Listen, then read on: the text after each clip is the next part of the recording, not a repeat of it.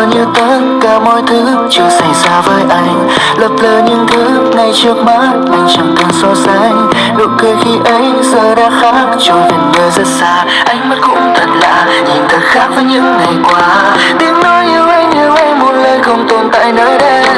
Ký ức bên em trôi với trôi dần xa nơi đây. Điều gì đến rồi sẽ đến rồi sẽ đến. Trái tim em giờ đây đang quan tâm về một ai khác. Hey yeah yeah. Nước mắt còn rơi mãi chân nhà đi mất son, giống như một cơn gió buồn trôi đi bóng hình đó. Và có khi chẳng thể biết rằng là nơi phía sau vẫn luôn có anh, vẫn luôn có anh. Ngập thầm đừng ngừng cười, yêu một người có lẽ chỉ cần cho hết đi.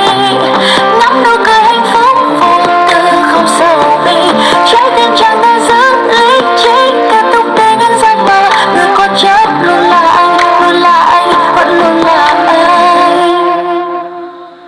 Khoảng cách giờ đây đang lớn dần thêm, từ nay chẳng có ngày mai. Chẳng trách giờ đây em đã vượt quen, say đắm nơi ấy cùng ai. Cố nuối tiếc cũng chẳng được gì, cố níu kéo cũng chẳng được gì. Anh là anh, em vẫn là em, nhưng không đâu của nhau nữa rồi.